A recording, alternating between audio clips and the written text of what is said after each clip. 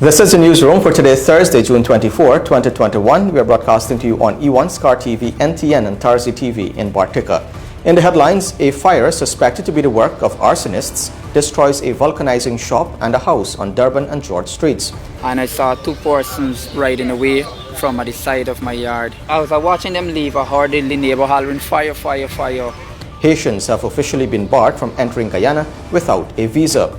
It is estimated that 22,000 Venezuelan migrants are in Guyana, and the government is being commended for its humanitarian assistance. President Irfan Ali says a new regional joint support team will help tackle new types of crime. And in sport, Rugby Union signals interest in sending national team to Rugby America's North Sevens tournament in October, and women's hockey team suffers injury and COVID-19 setback ahead of Pan Am Indoor Championship.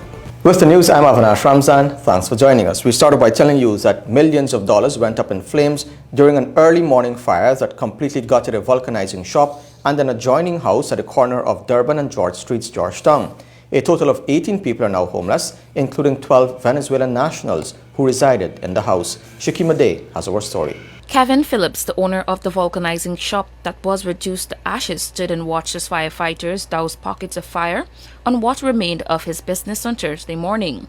The fire was suspected to be caused by arson. He told the newsroom that he was awakened by the constant barking of his dogs at around 0100 hours. Upon check-in, he reportedly saw two men riding away from the side of his property. Phillips, who lived upstairs of the vulcanizing shop with his family of 6, said that as he watched the men ride away, his next-door neighbor began shouting fire. I decided to check it out by looking through a little vent in the wall, and I saw two persons riding away from the side of my yard. Mounting on the bicycle and riding away from the side of my yard, and then I was watching them leave. I heard the neighbor hollering fire, fire, fire, because she's right next door to me. From my room, I could see on her step, and she hollering fire, so I opened my window to see where the fire is, not knowing it's at the side of the building that I'm occupying. Yeah, and that is exactly what happened. And from then, we tried to contain the fire, and we couldn't contain it, and we tried to save some things, which we didn't get to do really. Everything burned. And you lost everything? Everything. We sell electric bicycles, all of them burned. And we also lose credit, people credit bicycles to sell, all of that burned in the fire. Meanwhile, about 12 Venezuelan migrants lived in the adjoining house that was also destroyed. While they spoke a little English, they managed to relay that they were unable to save anything. We got 2 o'clock morning, bored, gone out. No collect clothes, no collect shorts, no collect nothing. Everybody got now. Document paper, board, everything board on. Everything body, every car, passport, everything, clothes, everything you see there, everything burned down. Meanwhile, Yesu Persaud, the divisional officer in charge of operations at the Guyana Fire Service, told the newsroom that about 4 fire tenders responded to the call made at 1:45 hours. He said that by 0300 hours, firefighters managed to control the blaze, preventing it from spreading to nearby properties. The elegant jewelry and pawn shop building was one of the buildings that we would have saved. It suffered radiated heat to the western side, would have damaged the walls, but we would have managed to contain the fire and prevent fire spread. Of course, you can see Chris' spare parts was saved, and also to the south there is another building there that was in close proximity that we would have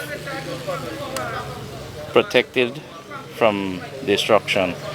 Additionally, a spare parts store located to the south was also saved. Investigations are ongoing. Reporting for the newsroom, I am Shakima Day. Now, in an immigration revocation order signed by President Irfan Ali and published in the official Gazette on June 22, 2021, Haiti has been removed from the list of countries that enjoy visa-free travel to Guyana. Haiti was added to the list through an order under the Immigration Act in January 2019 by the former President David Granger. President Ali, in his new June 2021 order, has revoked the 2019 order in its entirety. This means that Haiti, although a sister Caribbean community country, has been removed from the list of visa-free countries, and its nationals will no longer enjoy the automatic 6-month stay upon arrival here. Despite becoming a full member of the 15-member regional integration grouping in 2002, as well as being a signatory to the CARICOM Single Market and Economy in 2006, Haiti does not qualify for the purpose of free movement and had to obtain a visa to travel within CARICOM member states. As a consequence, Haitians do not enjoy the automatic 6-month stay on entry to other CARICOM countries. Guyana, however, had extended the courtesy of allowing the automatic 6-month stay, even though it was not required to do so. Between 2015 and 2021, a total of 42,100 Haitian nationals are recorded to have arrived in Guyana, according to figures confirmed by the Newsroom, but of that number, only 3,913 persons are recorded to have departed. The Guyana government is being commended by the United Nations Refugee Agency, that's the UNHCR, for its humanitarian assistance to thousands of Venezuelan migrants and asylum seekers within its border. In an interview with the Newsroom, a representative from the UNHCR's local office provided estimated figures and outlined the work that it is doing to support the government. Kurt Campbell reports. The United Nations Refugee Agency, UNHCR, has confirmed that there are an estimated 22,000 Venezuelan migrants in Guyana, of which 30% are believed to be children. While the majority of this number accounts for persons forced to flee persecution and the conflict in Venezuela, a smaller percentage would include those who have taken a conscious decision to leave because of economic reasons. The statistics also confirm that there are about 200 asylum seekers within Guyana's borders. The stats were released amid observances to mark World Refugee Day. During an interview with the Newsroom on Thursday, the head acting of the UNHCR office in Guyana, Ms. De Rosario, said based on the work the agency has been doing in Guyana since it established a presence in August 2018, Venezuelans account for the largest number of migrants here. The UNHCR has a presence in over 130 countries globally. According to the UNHCR Global Trend Report, Venezuela is listed to be among the top 5 countries in the world from which refugees originate. Rosario said there is a relatively large concentration in Region 1, but Venezuelans have also integrated themselves into the host communities in Regions 2, 4, 7, and 9. I mean, they're all around. The Venezuelan refugees and migrants are here in Guyana, and they have settled in with the host communities. Rosario explained that the agency's work is mainly to support the government in its management of Venezuelan migrants and refugees, as well as its response to other asylum seekers. She commended the Guyana government for what it has done to provide humanitarian assistance to those in need of international protection. We thank the government of Guyana for having an inclusive approach to the refugees and migrants, especially in terms of access to vaccination. We also thank the host communities for their support, and together we work together to provide the best assistance possible to both the refugee and migrant community as well as the host community of Guyana. The Registration and Identity Management Officer said the government has also been ensuring that these refugees and migrants have access to COVID-19 vaccines. The government has also facilitated easy access to the Immigration Department, where refugees can obtain stay permits. Last year, UNHCR donated housing units to the government to aid in its support program during the ongoing COVID-19 crisis. The UNHCR's work in helping migrants to re-establish life in Guyana is done through several programs, including one working with children to learn English as a second language, which was piloted in Region 1. There has also been assistance to the Immigration Department with the donation of a biometric registration system and other programs targeting gender-based violence, mental health, and psychosocial support. Another major project is the ongoing work with the vulnerable women in the sewing and distribution of face masks to earn skills, development, and income. For the Newsroom, Kurt Campbell. Renovations badly needed at the Stabrook and Friedenhoop Stellings. President Irfan Ali says new police unit will tackle new types of crime, and the patients who died in the COVID-19 ICU were not vaccinated against the virus. Those and more when the Newsroom returns. This is the Newsroom. Cattle farmers in Region 6 East Berbice Quarantine have turned to the Ministry of Agriculture for help after discovering that several of their animals were hacked and are now left with life-threatening injuries. Those affected are the farmers who were forced to move their cattle to the front lands after their designated grazing areas in the backlands became flooded due to heavy rainfall. They reported the injuries were allegedly inflicted by other farmers. In a statement today, the Minister of Agriculture, Zulfikar Mustafa, condemned the acts and urged that persons desist from harming the animals. According to the Minister, the Guyana Livestock Development Authority, the GLDA, and the Regional Agricultural Coordinator, that's Dennis Deroop, are currently working with farmers to determine the reason behind the attacks and to resolve any conflicts that exist. Due to the onset of the rainy season in May, which resulted in the flooding of savannas in Regions 5 and 6, cattle farmers were being forced to relocate their animals to higher grounds. The GLDA has been using a pontoon to transport animals from the flooded savannas to higher grounds in the frontlands, and thus far, over 20,000 animals have been relocated. When the tide is low or unusually high, offloading passengers at the Stabroek and Friedenhoop stellings on either side of the Demerara River becomes a challenge. As such, boat operators say that an extension of these stellings and the construction of additional stairs would provide much-needed assistance to passengers and operators alike.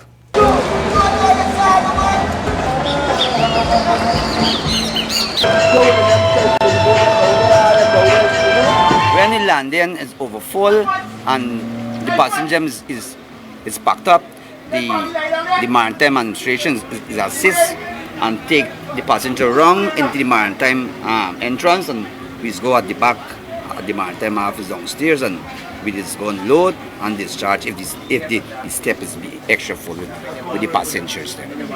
So what could be done to sort of help this situation here? Because this is what people. Yes. Well, here have to develop within the discharging and the loading. You got to get a better facility for the passengers there. The flow of the passengers there. Like another step? Yeah. A bigger something, a bigger step, so it can get the flow the passenger able to come and go into the boat. For this place to be helped with the low tide, to avoid all what we see in the commotion. The government got to build this landing more wide out for accommodate the low water and put more steps more out of the channel, take out a greater part of the channel low, so when the water go down low, that the vessel then could be able for things. As I operate I work in this environment nearly 30 years. Georgetown, they more worse. The water is, when it's extra low, the boat can't reach up to the step. So we encounter more problems. The propeller just hit wood, break, and it's more expensive on we. There's more severe problem. We need the coca trenchum to dig out, dredge out, or whatever they call it. So we're not getting it. So we as boat owners, we are encountering a lot of problems with it. So that's most help we. Any other ideas? The step them over so need to look after properly or come out more. Meanwhile, the Minister of Public Works, Juan Edgel, in an interview with another publication at the beginning of this year, related that the development of these stellings will form part of the overall waterfront development plan. With the threat of new types of crime emerging, President Dr. Irfan Ali has said that specialized regional crime fighting outfits will be essential in keeping citizens safe and protecting the nation. Vishani Raghuber reports. While addressing the handing over of computer supplies at the Cove and John Police Station on the east coast of Demerara in Region 4, Demerara Mahaika, President Dr. Irfan Ali on Thursday said that a variation of skills are needed to tackle crime, including emerging threats. As such, he underscored that specialized regional outfits will be created to help tackle crime. Regionalization was part of is part of the security strategy for the last 10 years. For the last 10 years, we've all been talking about creating regional hubs and the regionalization of the police force. What is different now is that we are putting a lot of resources into this regionalization. I've said that the nature of crime is changing. So we have to create specialized regional outfits that has a multifaceted menu of skill set that can respond rapidly and effectively to varied situations. That is why you will see people who were trained in special forces. You will see specialized police officers. You will see persons from Kano being part of that regional hub, that regional unit we want to create. Because in dealing with today's criminal and criminal type activity, a variation of skills is required. And that skills will be merged into one unit so that you can have quick reaction, quick understanding from a multi-dimensional approach to crime fighting. He also said that police work must move beyond the narrow framing of just crime fighting and instead include community building efforts. So if you have a computer lab and you're able to work alongside students, members of the community, you start to create a positive network. You start to create a positive link with members of the community. If we can train the police officers as trainers in computer science and technology, and then have those officers go and volunteer an hour every week in a school to impart that training on students. And let me tell you, we have tons of police officers who are qualified, have degree in IT, degree in management, degree in sociology. How do we deploy this great asset? So when you go into the school, you create a different mindset. People see the police force beyond the narrow definition of crime fighting. That's a narrow definition. The police force is about molding the minds of people. It's about creating positive living environment. Meanwhile, Commissioner of Police Acting Nigel Hoppy agreed with the President and remarked that new and novel skills, including in information and communication technology, are needed to develop the police force. Information technology is an integral part of the Guyana Police Force's modernization and strategic development. Its continued enhancement has created technological innovations that have served as a catalyst for significant change in the delivery of quality service to the public and in the maintenance of the police force's mandate, as it evidenced within the Criminal Investigation Department and other branches and regional divisions of the force. The computer equipment were donated by the Jay and Sylvia Foundation, and founder of this organization, Yesu Persaud, emphasized that now more than ever, police have to be partners in communities. As such, he hoped that the computer equipment would help to bolster the skills of the police. Reporting for the newsroom, I am Vashani Raghavir. Now, the Health Minister, Dr. Frank Anthony, on Thursday revealed that almost all of the patients who died while in the COVID-19 intensive care unit were not vaccinated against the virus. According to the minister, the worrying trend was discovered during a preliminary analysis of 202 of the now 454 COVID-19 deaths recorded in Guyana since the virus was discovered here in March 2020. Over the past few months, the COVID-19 ICU has seen an influx of patients. On average, there are 80 to 90 persons with a harsher form of the disease, the health minister noted. Further, the minister provided a breakdown as it relates to the ethnicity of those deaths. What we have seen is a more severe form of the disease requiring hospitalization and ICU care. And we have also seen over the last 3 months an increase in deaths. One of the analysis that was done, we didn't complete as yet all 400 and something deaths that have occurred, but we were able to do a preliminary analysis of about 202 of those deaths.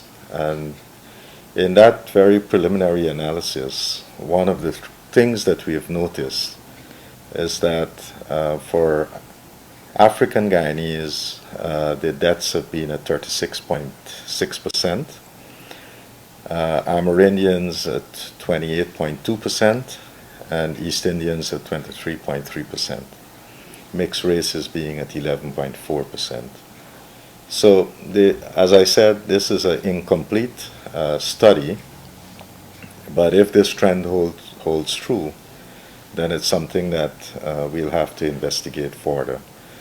What we know is that from the ICU, most, if not all of these patients were not vaccinated.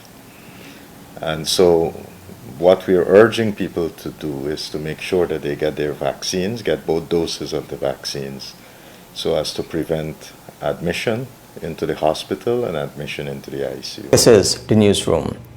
The next shipment of the AstraZeneca COVID-19 vaccines that was expected from the COVAX facility has been delayed.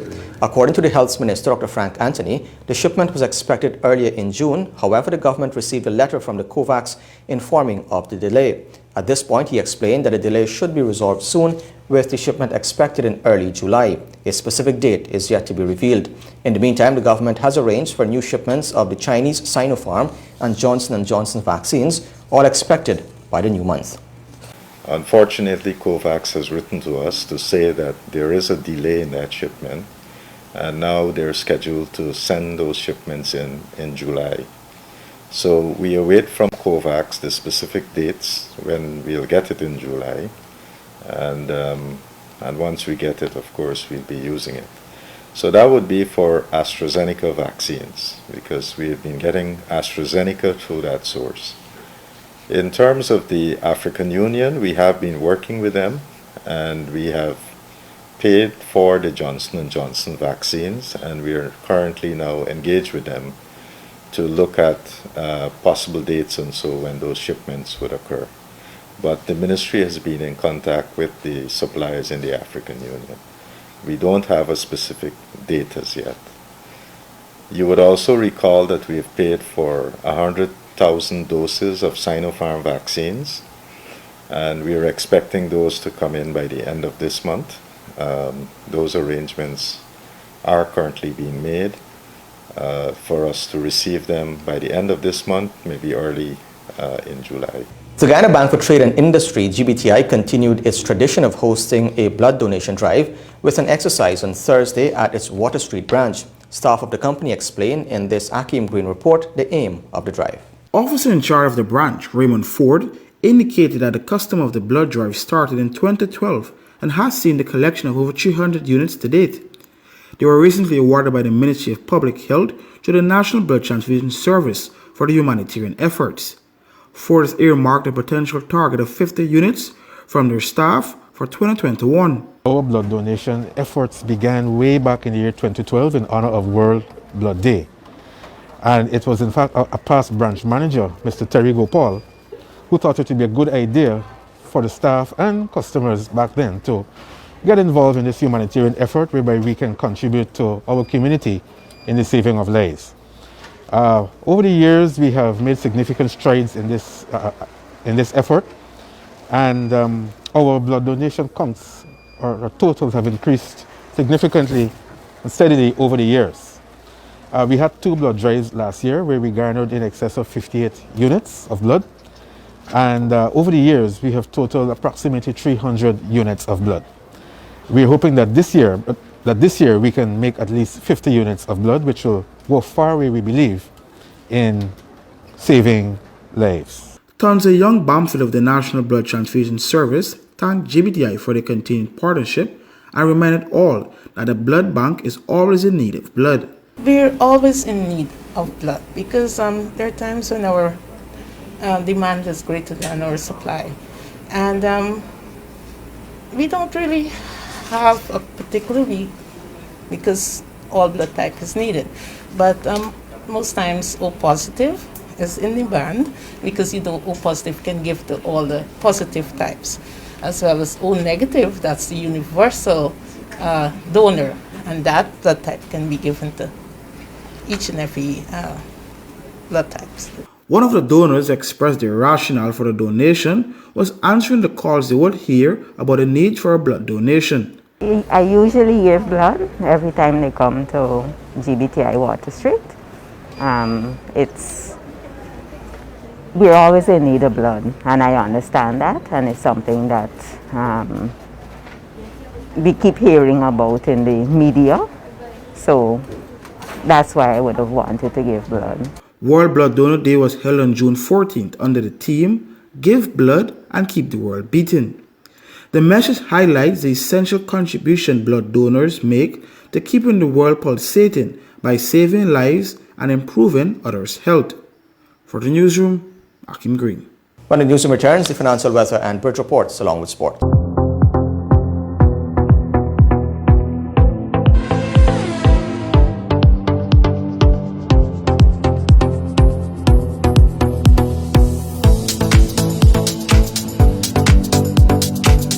Welcome back to Newsroom. Now for a look at what's happening in sport. We're starting off with some hockey news.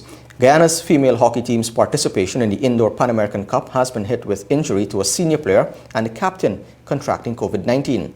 It is a major setback to the Guyanese, who are the lowest ranked nation in the 5-team tournament set to start on Friday in the USA. The national hockey players arrived in Philadelphia on Wednesday to begin their quest for qualification to the Indoor Hockey World Cup scheduled for Belgium in February 2022.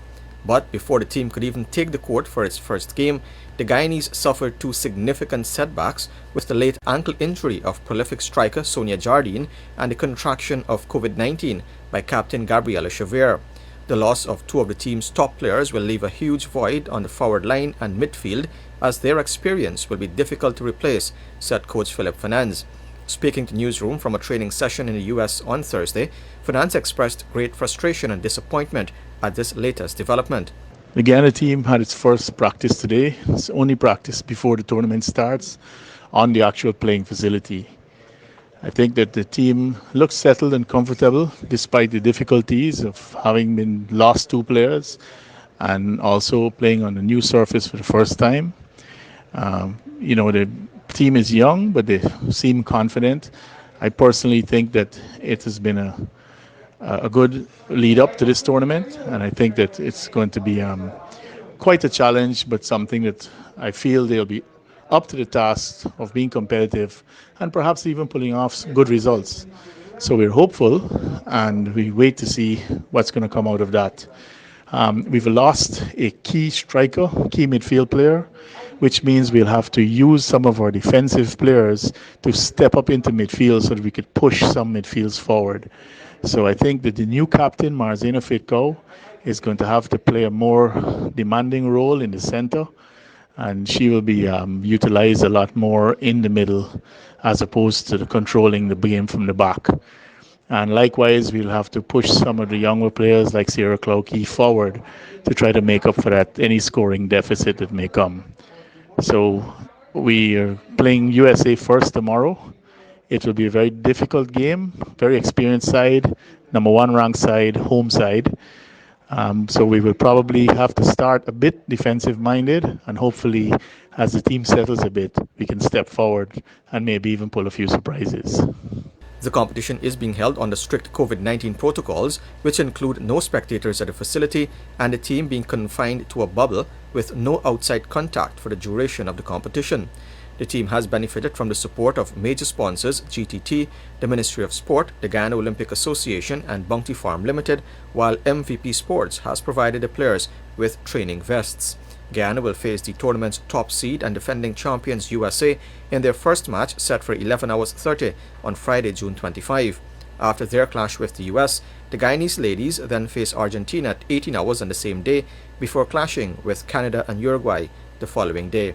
According to Fernandes, while he does not place a limit on the team's potential, he considers toppling any of the 4 powerhouse nations to be considered a success.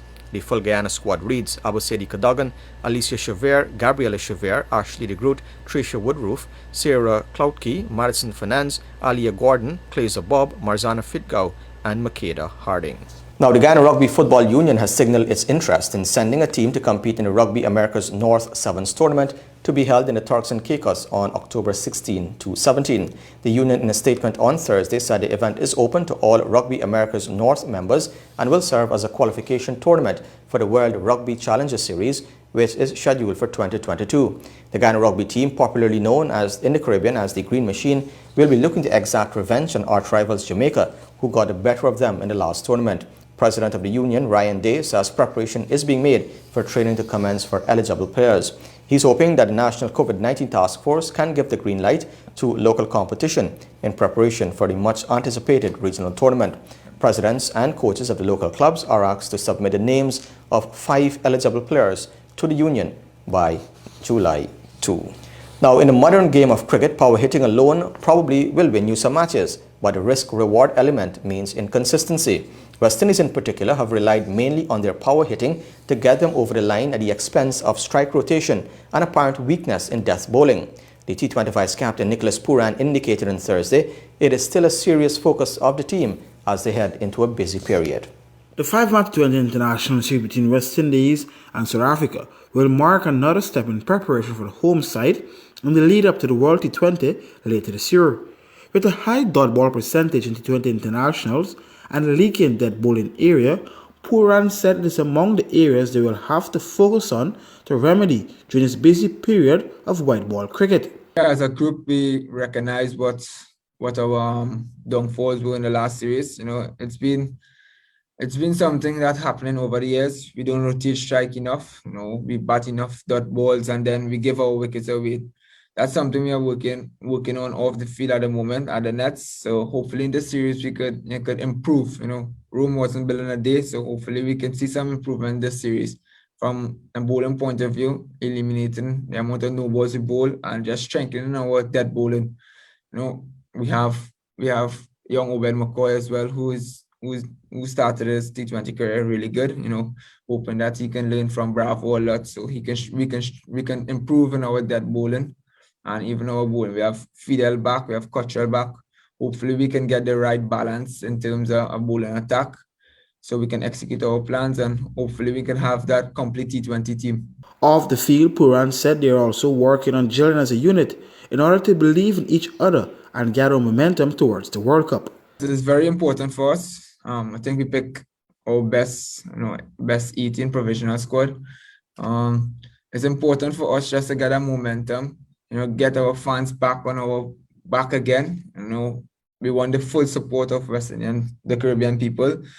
I just believe that we are building towards the World Cup and we have to function as a team. Everyone know how good Chris Gayle is, at Russell, at Pollard, Dwayne Bravo, and the rest of the guys. But at the end of the day, if we can believe in each other, that is really important for us.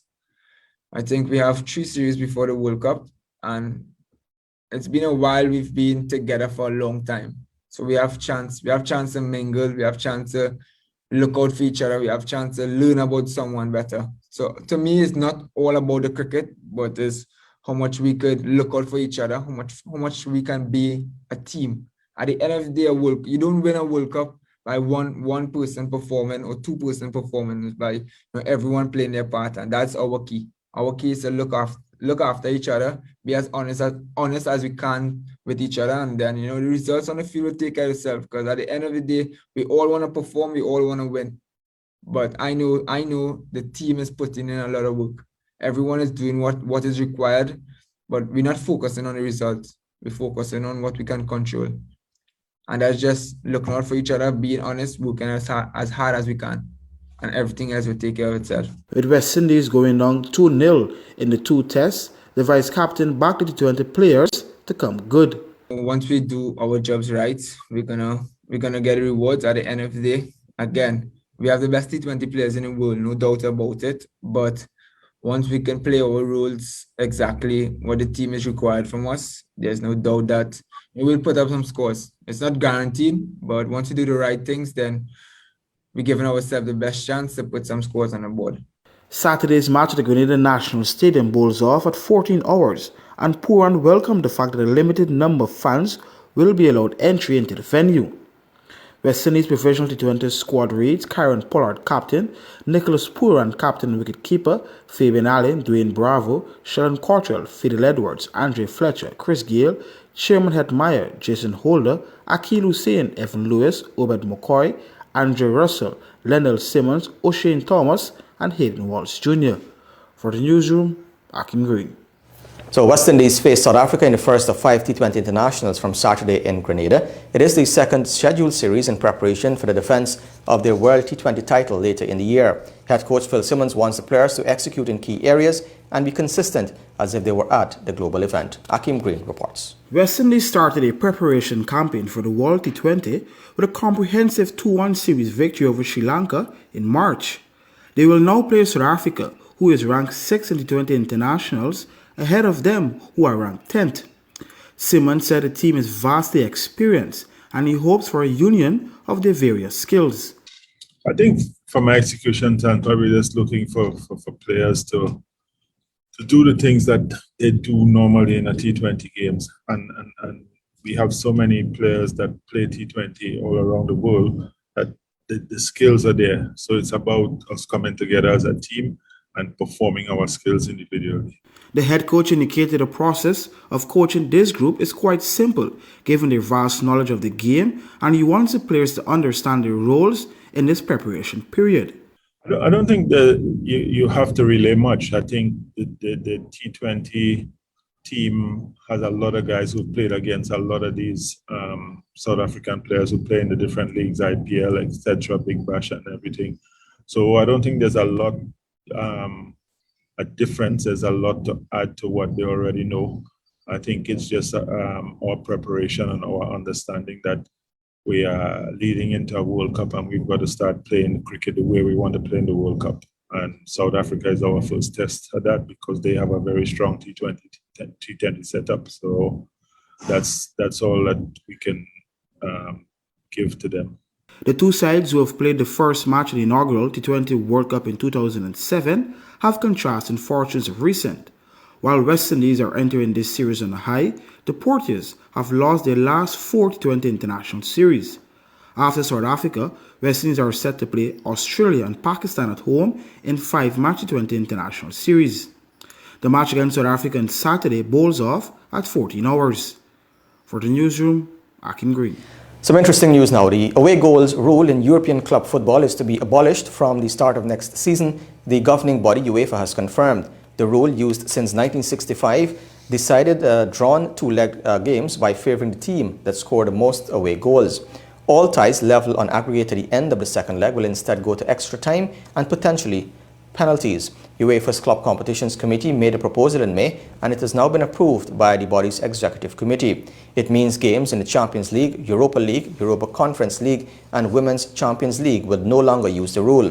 UEFA says there is now a smaller gap between the number of home and away wins as well as home and away goals scored in European competitions compared to when the rule was introduced, reducing home advantage.